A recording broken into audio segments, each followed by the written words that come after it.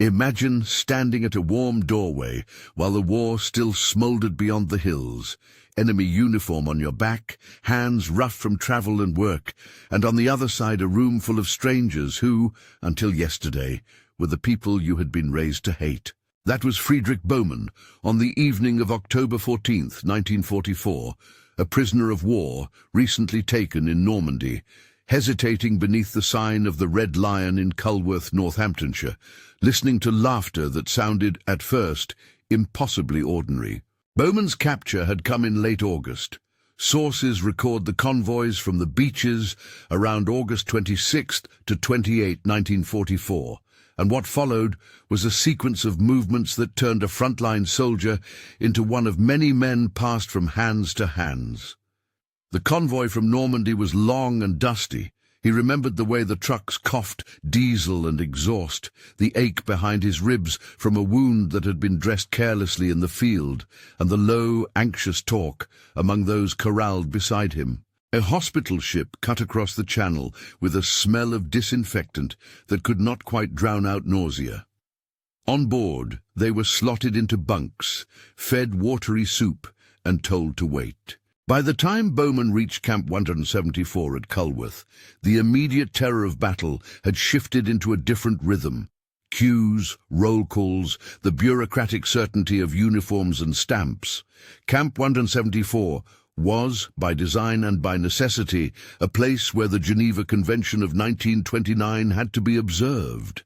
That is not to say it was comfortable. Huts were crowded. The air in the sleeping quarters had a stale tang of sweat and straw. Rations arrived in measured portions. But there were differences from what Bowman had expected. Differences that would matter more than the calories they returned to his body. Official intake procedures documented names and wounds, issued blankets and a handful of rules. And, for those who could work, there was a system that sent men out to labor on nearby farms. The farm work became a daily counterpoint to the closed, regimented life of the camp. Farmer Whitmore took a small group of prisoners each week during harvest. They walked across fields the color of old gold, bent over with scythes and rakes, their hands blistering on unfamiliar equipment. Bowman learned the cadence of quotas, how much wheat could be bundled by noon, how many bales could be stacked before rest. The work left him exhausted in a straightforward way that battle had not. There was a comfort in a task whose purpose did not end with killing. Under a wide oak tree at the edge of a field, men ate bread with cheese and talked in low voices. Some conversations were practical, others skated along memory and avoidance.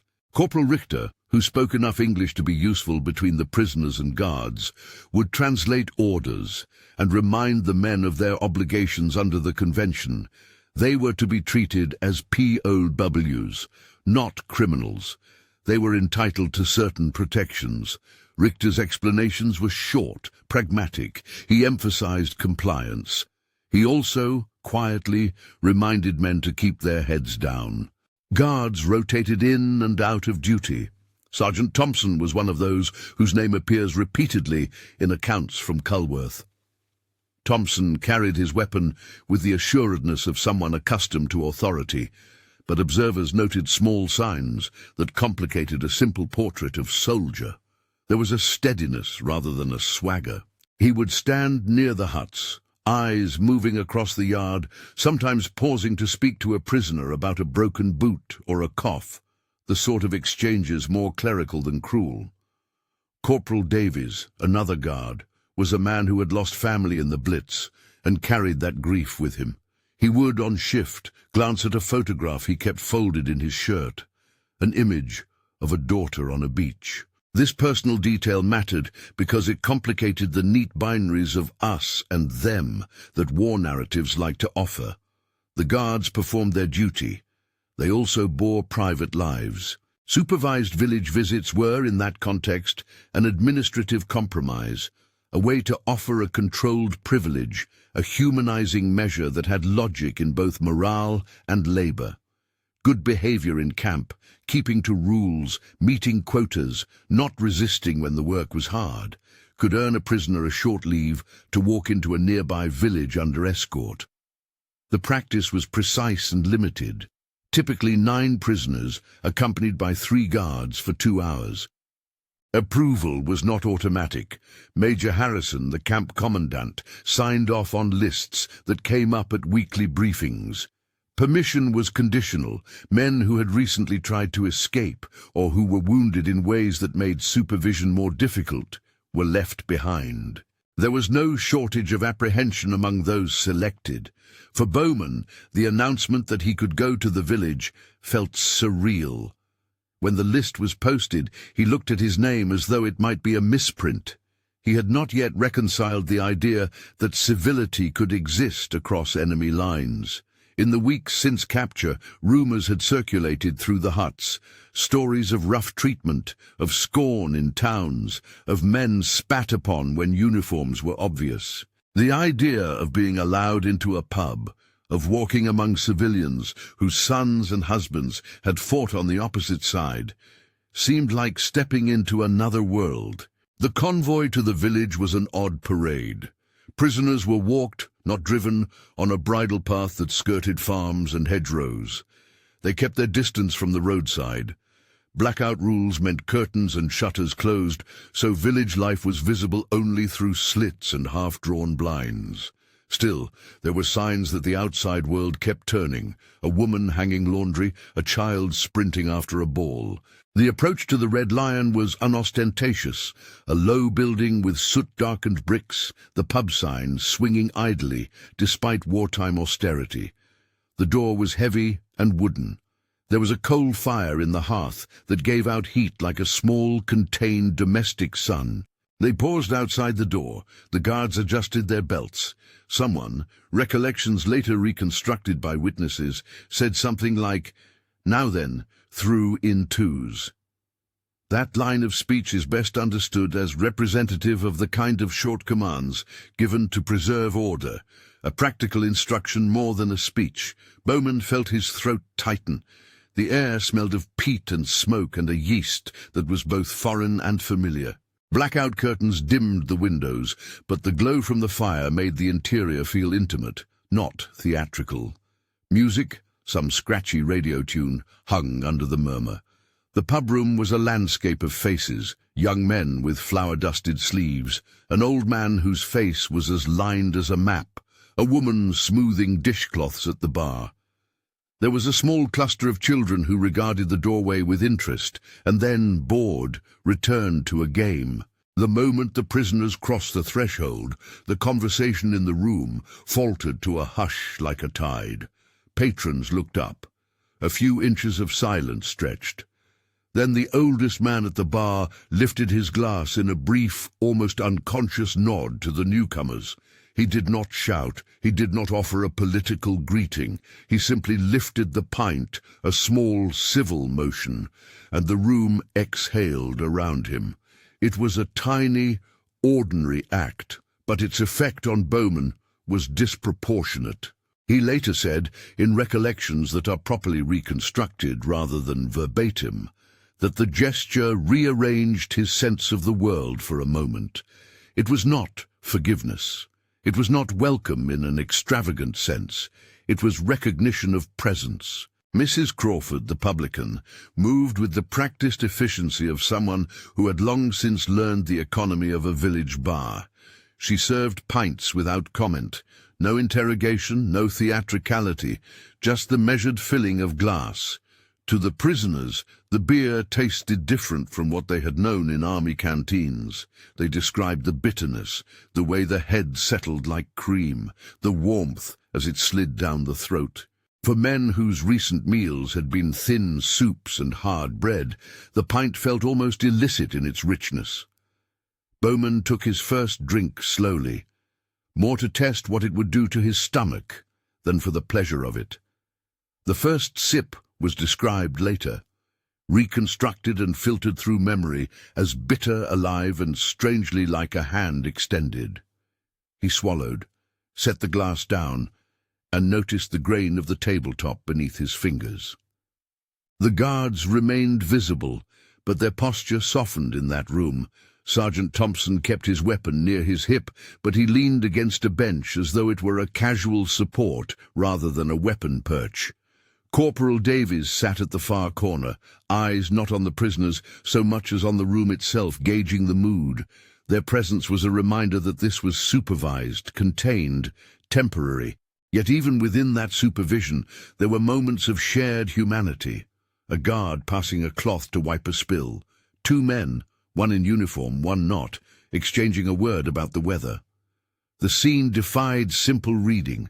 It suggested not abdication of duty, but a recognition of limits. Here, in a small corner of war-torn England, an ordinary exchange could happen without immediate violence. Not everyone in the pub reacted the same way. There were glances that flickered with discomfort. A young man at a table pulled his coat closer across his chest when the prisoners approached, as if proximity might be contagious. A woman by the hearth stood up and smoothed her skirt, a gesture that had nothing to do with the strangers and everything to do with the old rituals of propriety. Such variations mattered because they prevented the moment from being telescoped into a single emotion. It was not unanimity. It was, in many cases, cautious curiosity and a local habit of hospitality that coexisted uneasily with grief, anger, and memory. Bowman noticed the children more than anything. They had a clarity about them. No one had told them to hate yet. They simply registered new faces like any new thing that passed through their lives. One small girl, perhaps no older than 6, came as close as she dared and peered at the uniform, then at the man behind it, and then away again. Her unfiltered attention unsettled Bowman in a way an adult's measured nod could not. It probed at a vulnerability he had not expected to feel.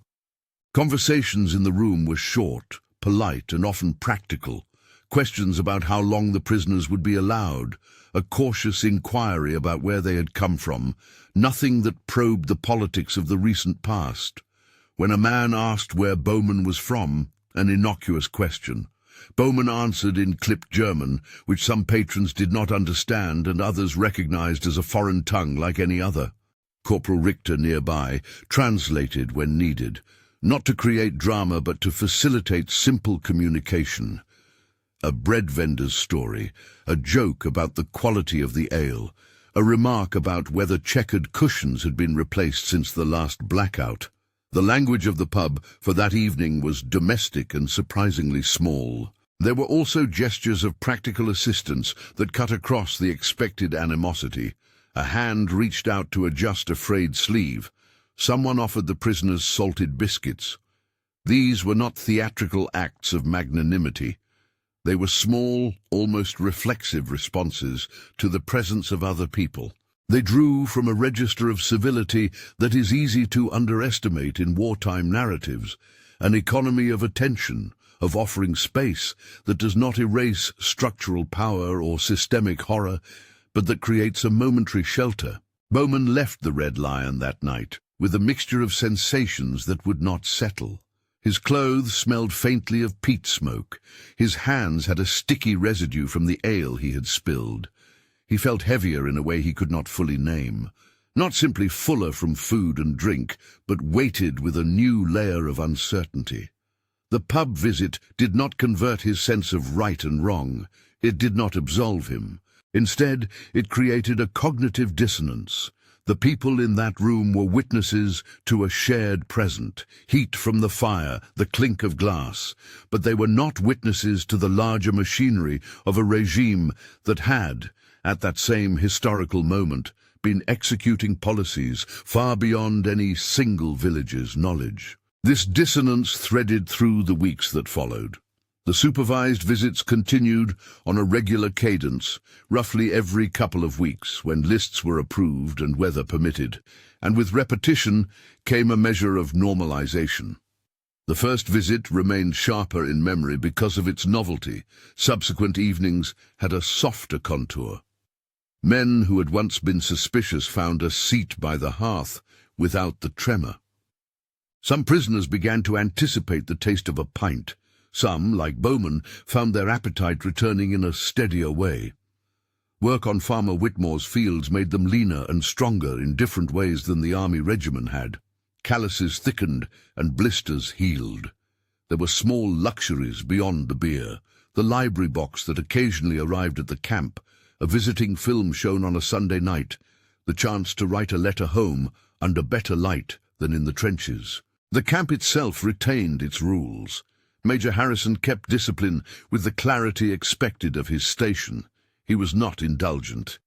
Yet there was an administrative logic to allowing controlled excursions into the village. It improved behavior, it reduced tensions, it created a managed interface between civilian life and the detention system. Corporal Richter explained such things plainly when asked. His tone was managerial. He would say, in the reconstructed phrases that later recollections supplied, that the men needed to be maintained, physically and mentally, if they were to do the work required. This language, functional and stripped of obvious sentiment, nevertheless carried an implicit recognition that prisoners were not merely containers of enemy ideology, but human beings whose condition had practical consequences. Not every guard or civilian approached the arrangement with the same neutrality. Words like humanizing can sound sentimental. A more accurate term would be practical, fused with moments of sympathy. Sergeant Thompson, for his part, rarely indulged in conversation about politics. He enforced the rules and watched the perimeter. Yet once, after a particularly wet morning in the fields, he passed around a piece of bolstered bread he had bought with his own money. The act was small and private, and it mattered because it was not recorded on any ledger.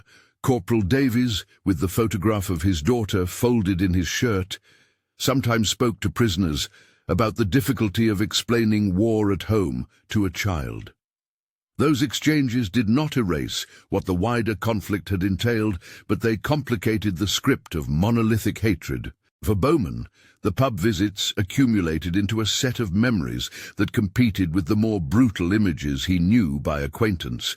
Torn uniforms, the bodies in the aftermath of skirmishes, the newsreel fragments that suggested a world sliding into depths beyond immediate comprehension. He kept a small relic from the Red Lion, a beer mat stamped with the pub's emblem. It was trivial, easily misplaced, and yet it became an object that held a particular kind of proof. He kept it in his kit like a talisman, folding it between the pages of a thin booklet. To him, it represented that particular tension, a trivial domesticity pressed against the backdrop of war.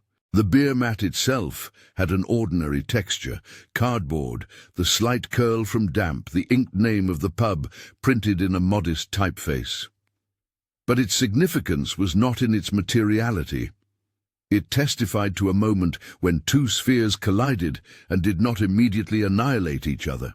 It testified to the fact that strangers could, under controlled circumstances, acknowledge one another with enough civility to permit conversation and a shared space. It was a tiny thing, but human memory is made of such tiny things. That evening at the Red Lion, a deeper consciousness began to form in Bowman. The idea that being treated like another human being did not erase the larger responsibilities that his uniform carried. He understood dimly and uneasily that civility here did not imply innocence. The pub's warmth did not translate into absolution. The two truths, the immediate kindness of a stranger and the systemic crimes being executed thousands of miles away, could exist simultaneously without resolving into a single moral account. This refusal to cohere into neat answers was the most unsettling outcome of those visits. By late autumn, men in Camp 174 had established rhythms of work and the occasional respite that the village visits provided. They accepted the paradox that kindness could be extended by people who also mourned and had been wronged in different ways by systems and decisions beyond their control. The pattern of the visits, for those who experienced them, became a quiet study in limits. How much proximity did civility permit? How much did it smooth rough edges without changing the scaffold of conflict? These were not questions with tidy answers. One afternoon after a harvest shift, Bowman sat under the same oak tree he had come to know. He held the beer mat between his fingers while the others dozed in the sun. He thought of his sister. Her name and face were kept private in these memories, but they existed as a distant warmth, imagining how he might explain having been in an English pub, of how ridiculous that would have sounded weeks earlier. He imagined, too, the empty places at home that had widened with the war's progress. The beer mat felt like a bridge and an accusation, a small proof of ordinary contact that hinted at the possibility of differently ordered lives, and yet it implied nothing about the moral accounting to come. The months that folded around that winter kept the camp's routines intact. Food improved in small increments. Clothing arrived in parcel bundles from agencies tasked with POW welfare. Films were shown when the projector worked. There were censored letters and delayed replies. Major Harrison kept meticulous records of who had been to the village, how often, and who was allowed more freedom based on behavior and health. Officially, the system functioned according to the rules that governed the treatment of prisoners.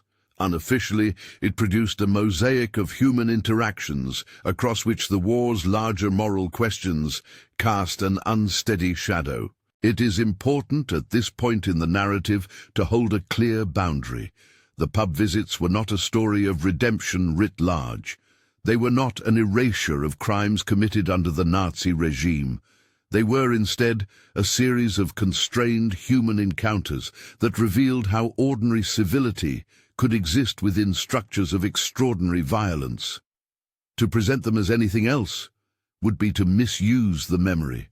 Bowman's experience, and the experiences of his comrades, was shaped by gratitude for a hot meal and an unease about how that gratitude might be allowed to mislead. That ambiguity was not resolved in the hut, nor at the bar, nor under the oak tree. It accumulated. On a late October evening, after another permitted visit, Bowman tucked his beer mat into his pocket and walked back through the hedgerow toward the camp. The sky above was clear and cold. The lights of Culworth faded behind them. Guards counted heads. Doors were locked. In the hut, men sat on their bunks and spoke in low voices. Someone hummed a tune half-remembered from before the war. There was laughter, brief and brittle, at a joke about rationed chocolate. Those small noises were not triumphant. They were evidence of ordinary life pressing stubbornly against the contours of an all-consuming conflict. If the pub had given Bowman anything definitive, it was the knowledge that ordinary gestures could alter the shape of memory. That knowledge did not, however, settle him into comfort. It seeded a question that would grow with time. What did it mean to be treated like a man in a moment when systems of power had stripped away so many protections from others? The question did not demand an answer that evening, but it required attention. If this moment surprised you, hit like. It helps others find this story. After that first flush of astonishment at the Red Lion, the visit settled into an uneasy regularity. The men got used to the process of leaving the camp in a measured line, the guards always at the margins, the pub always offering the same repertory of sounds and smells. Sometimes the visit was short and largely silent. Sometimes it extended into trading small stories about what life had been like before the war. Wilhelm, a younger prisoner, told of a bakery he had worked in. His hands moved as if shaping dough, even now. Others spoke of music halls and trains. Those stories were not attempts at politics. They were landmarks of personal identity. The conversations toward home were often the most guarded. The guards, for their part, adapted as well. Some were more distant than others. A few took to lingering a little longer at the bar or nodding to a regular who had asked about the war's end on the continent. Sergeant Thompson's face, which had seemed flat with assumed authority in the early weeks, softened in small ways as he observed men regaining weight and spirit. Yet he never let protocols slip when oversight might be necessary. His restraint was an unspoken contract, order preserved even as human ties formed in limited ways. For Bowman, these new rhythms shaped a slow physical recovery. He felt his hunger change from an acute ache to a steady appetite. He regained weight. The doctor at the camp noted it in a file stamped with a crisp, official hand. The improvement was, in part, the result of steady work and proper, if not lavish, nourishment. It was also the result of having places to go where the normal noises of civilian life, conversation, the scrape of chairs, the murmur of a radio, reminded him that living encompassed more than survival. Yet an undercurrent persisted. Unspoken and unconsumed, news from other theatres of the war kept arriving in clipped lines on notice boards and through occasional broadcasts. Rumours filtered in. Sometimes they were substantiated by newspapers censored but informative in their own way. Men traded these scraps of information with a guarded urgency reserved for dangerous topics. The pub could supply escape on an evening, but it did not change the trajectory of events beyond the small, immediate space it occupied. As autumn gave way to winter, the visits remained a fixture. They were an administered mercy, and their existence testified to a complex set of choices by a society at war, choices that combined compassion, pragmatism, and the hard lines of security. Bowman carried his beer mat like a small private ledger of those choices. He did not display it. He did not make it the subject of speech. He kept it folded and hid where he could, because to keep is not to explain. The story of that first pub visit, of the hush and the nod, of Mrs. Crawford's steady hands, of the cold warmth and the bitter foam, would remain vivid in the memories of men from Camp 174. It was, for them, an episode that resisted the neat moral categories the war seemed at pains to impose. It revealed that human beings could enact civility in spite of the larger, cruel framework in which they lived, and it posed, quietly and insistently, a question that would grow louder as the war drew toward its end. Can small acts of kindness be weighed against systems that do harm on a vast scale? For Bowman, that question had only begun to take shape. The pub had given him relief and also a new kind of unease. The unease was not resolved by another pint or by another walk under the oak. It would, in time, demand a reckoning that reached beyond Culworth and its coal fire. When winter settled in, Camp 174 kept its rules. Men continued to leave for the fields and return. The Red Lion remained a place where, for 2 hours, a different pattern of life was possible, but outside it, the war carried on with its blunt, indifferent momentum.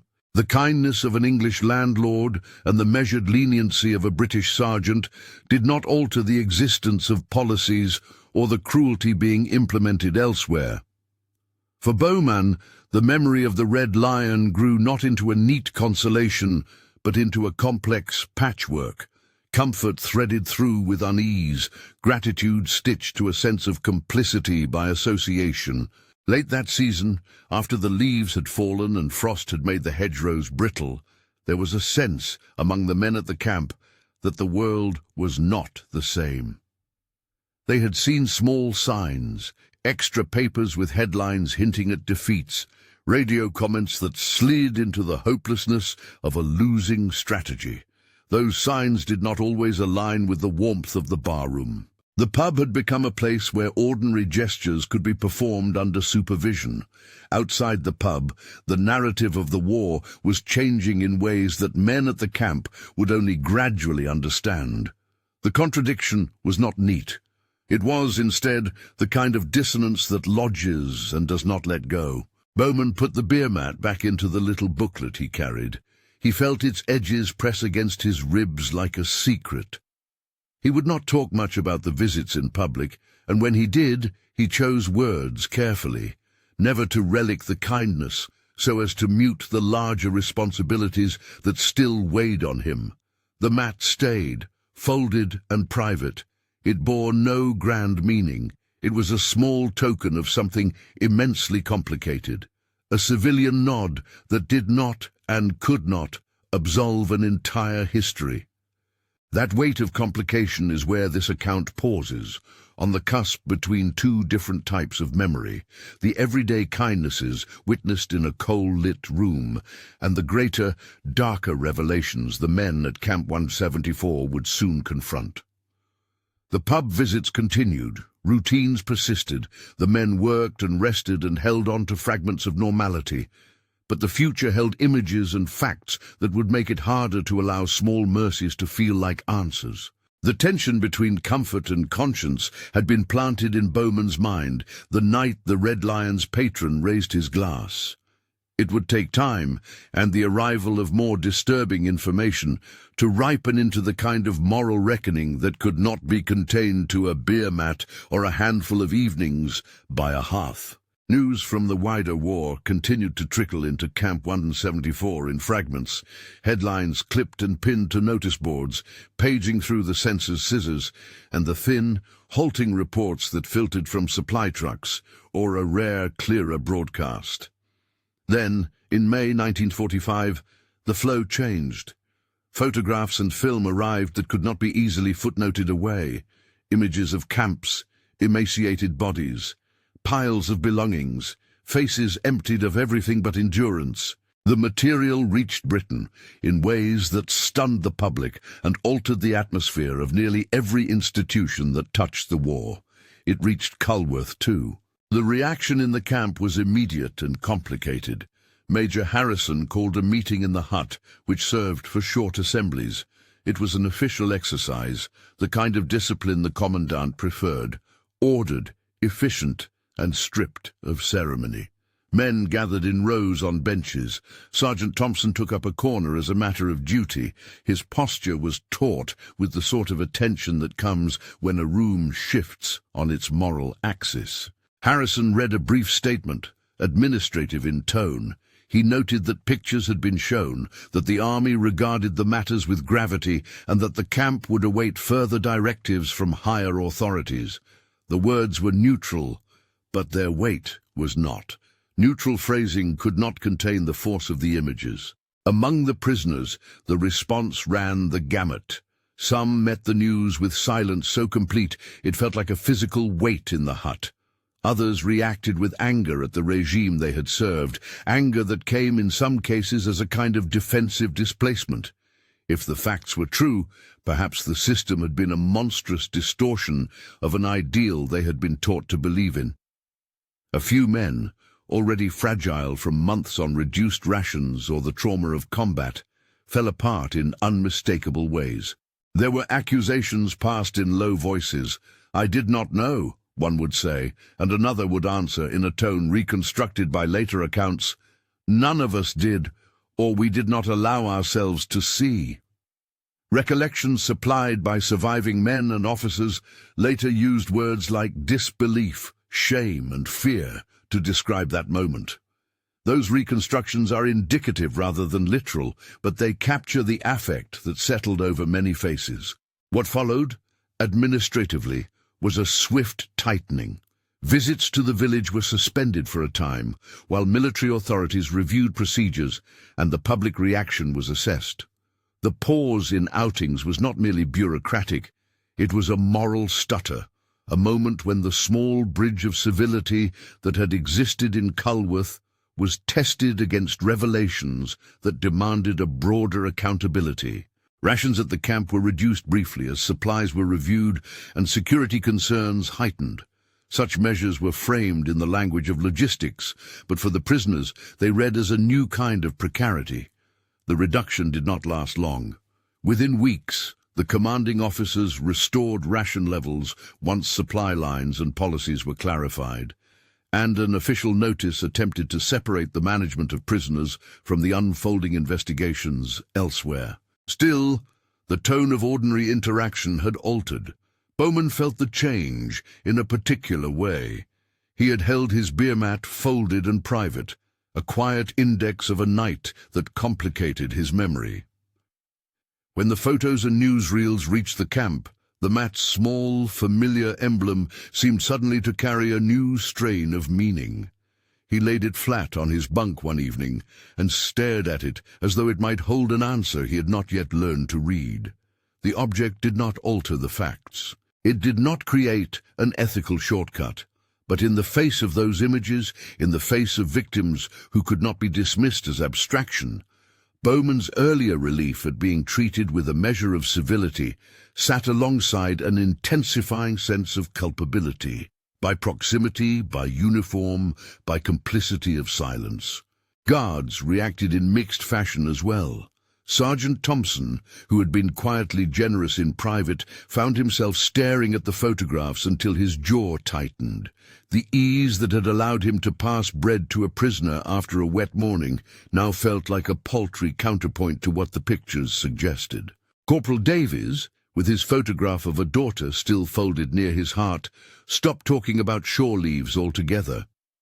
He moved through the camp, more like a man who had seen a boundary shift and could not quite name where it had been redrawn. Major Harrison convened more frequent briefings and emphasized that discipline and lawful treatment would continue. His administrative steadiness was an attempt to hold the camp on course while the wider moral ship pitched.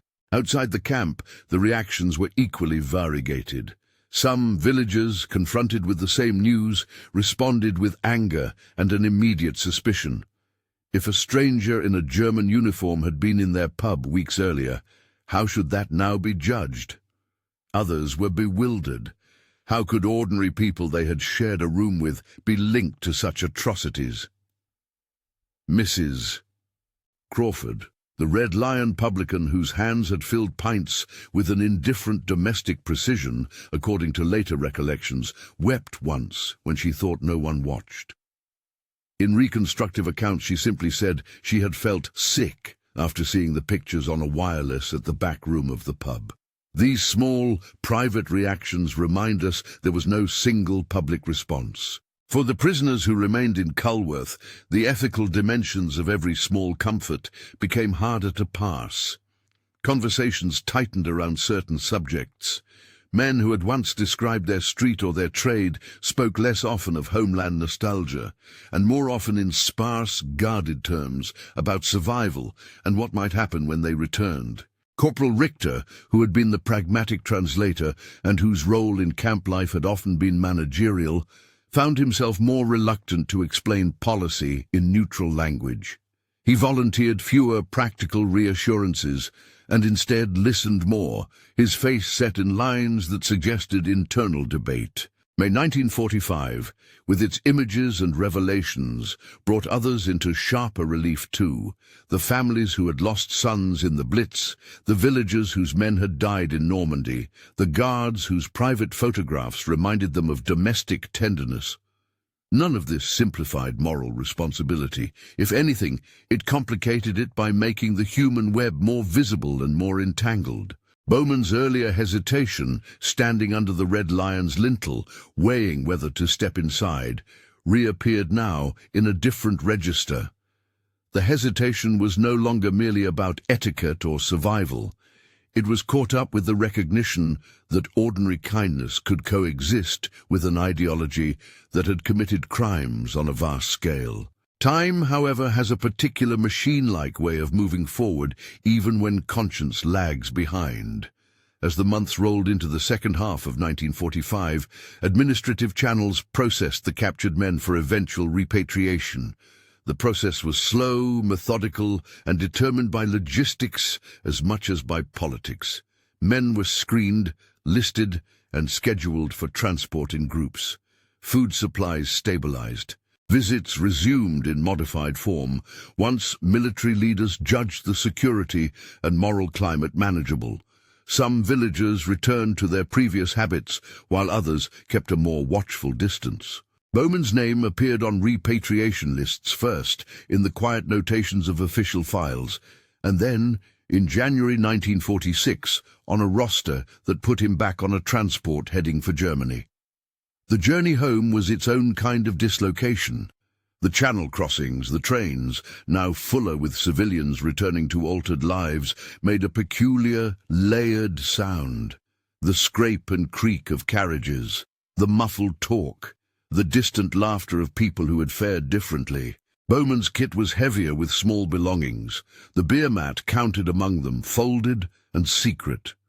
He kept his thoughts to himself on the long days, and when other prisoners spoke of the things they hoped to find, work, food, reunion, Bowman's answers were minimal. Home had become an idea less stable than any hut in Culworth. Arriving in Germany was to step into a landscape where one's coordinates felt uncertain. The cities, Munich is where Bowman ultimately sought his family, had been altered by bombing, scarcity, and the new political arrangements imposed by occupation. Reunions were often a mixture of relief and grief. Bowman found his sister and family alive, yes, but scarred. There were missing faces at tables and questions about where to begin rebuilding a life that had been ruptured. He took work that was practical, clearing rubble, repairing roofs, the kind of labor that placed hands on material results and offered, in a modest way, an antidote to helplessness. He accepted money for work and traded his labor for goods where possible. There was no quick restoration of normalcy. Bowman did not speak readily of England. In the years that followed, he would avoid the kinds of anecdotes that might have been simply charming.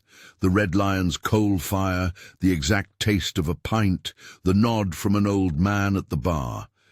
He did not forbid conversation about it. Occasionally, decades later, he would allow a remark to leak out, but for the most part the memory of Culworth lived like a folded corner of a page he preferred not to stare at too openly. His sister accepted the beer mat when he showed it to her.